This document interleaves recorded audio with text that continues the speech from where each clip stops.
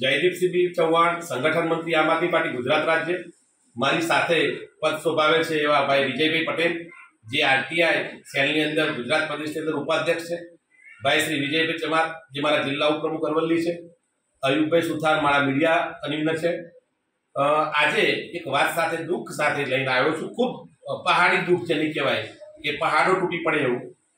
કે ઘણા બધા પરિવાર, આરોગ્યનું પરિવાર કલ્યાણ સરસ મજાનું નામ છે, પણ પરિવારો જ્યારે પીડિત છે ત્યારે અમારે એક વિરોધ પક્ષ તરીકે લોકોનો અવાજ બનવું પડે છે. ઘણા બધા પ્રેશર પણ આવે છે, પણ અમને કઈ રંજ નથી. ગમે એટલા પ્રેશર કરશો, લોકો માટે લડવા નીકળ્યા છે અને લોકો માટે સવાલો ઉઠાવતા રહીશું, એ અમારી નેમ છે.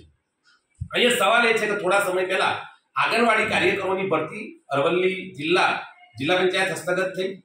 એની અંદર પણ બહુ મસ્ત મોટા સવાલો થયા. કેટલાય મીડિયાઓએ એને ચલાવ્યું છે. એમાં તો હજી એ જે કહેવાય કે એ મુદ્દો તો હજી સમ્યો નથી.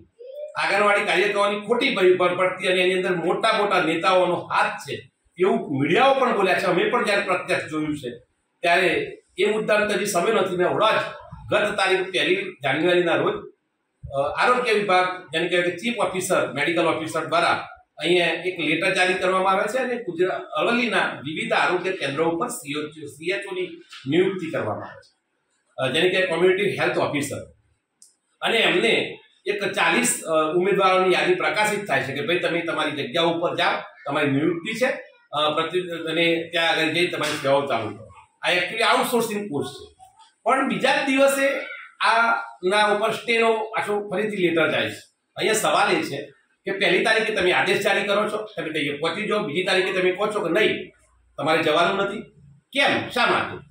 અહીંયા ભ્રષ્ટાચાર મોટો થયેલો છે.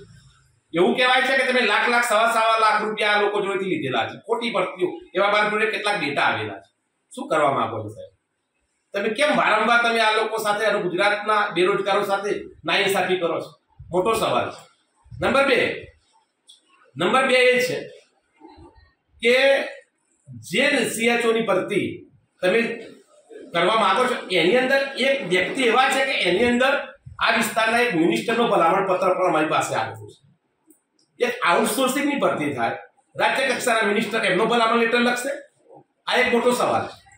શું કરવા માંગો છો? વારંવાર એક સવાલ થાય છે અને શું થઈ રહ્યું છે એ પણ એક મોટો સવાલ થાય છે.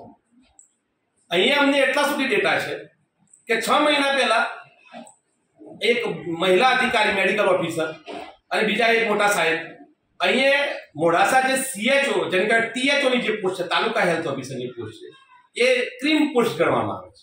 ક્રીમ પોસ્ટ કે અહીંયાથી મલાઈદાર, કારણ કે અહીંયા લોકલ જે મેડિકલ હબ છે, પ્રાઇવેટ જે ક્લિનિકો ચાલે છે, મોટા મોટા ડોક્ટરો કામ કરે છે, એમની પાસેથી મસ્ત મોટો ભ્રષ્ટાચાર આદરવામાં આવે છે. જેને કહેવાય કે સોનોગ્રાફી મશીનનું રિન્યુ હોય, સર્ટિફિકેટ આપવાનું થતું હોય, તો આ લોકો ભ્રષ્ટાચાર આદરે છે. અને આ મલાઈદાર પોસ્ટ માટે હરીફાઈની અંદર એક વ્યક્તિ કાપવા માટે ભૂતકાળ, થોડાક લાંબા ભૂતકાળની વાત કરું તો 2 અધિકારીઓને અહીંયાથી બદલી કરવામાં આવી છે. થરાદ ગયા, થરાદથી પછી છોટાઉદેપુર ગયા. જે વ્યક્તિ ત્યાં આવ્યા એને કાપવા માટે ફરીથી એક ગ્રુપ એક્ટિવ થઈ ગયું અને જેને કહેવાય એન્ટી કરપ્શનના સટ્ટામાં આવી અને એમને પણ ભાવનગર ખાતે ફરજ કરવા માટે મજબૂર કરી દીધા છે. એનો મતલબ કે ખૂબ ખોટું રંધાઈ રહ્યું છે. આખા ચિત્રમાં સ્પષ્ટ બદબુ આવે છે, ખુલીને ગંધ આવે છે કે ભ્રષ્ટાચાર આચરી રહ્યું છે.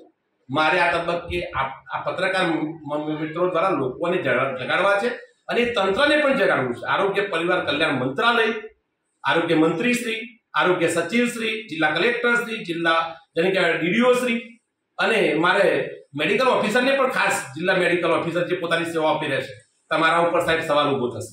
હું વ્યક્તિગત જયદીપસિંહ ચૌહાણ આપની વ્યક્તિગત પણ મુલાકાત લેવાનો છું. શું થઈ રહ્યું છે? તમે કઈ દિશામાં વહીવટ કરવા માંગો છો? આ ચલાવી લેવામાં આવશે નહીં.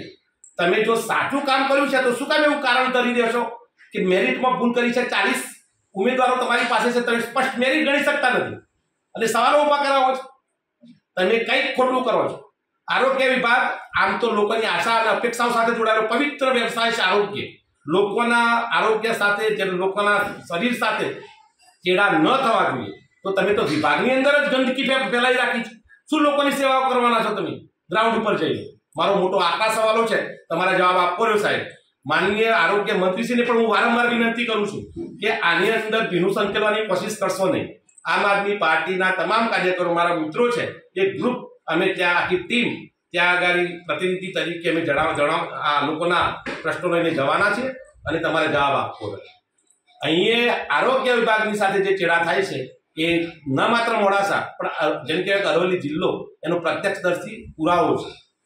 આવનારા સમયમાં અમે ડેટા જારી કરવાના છે. અમારી પાસે ઘણા બધા મટીરિયલ, અરે ઇવન તમે જે વર્ગ 4ના જે કર્મચારીઓ છે પટાવાળા લેવલના, એમને તમે 2 મહિના સુધી તમે પગાર આપતા નથી. શું થઈ રહ્યું છે? આઉટસોર્સિંગના કર્મચારીને તમે 12 મહિનાનો કરાર આધારિત હોય, 11 મહિનાનો કરાર જ્યારે રિન્યુ કરવાનો આવે છે ત્યારે 3 મહિનાનો રિન્યુ થાય.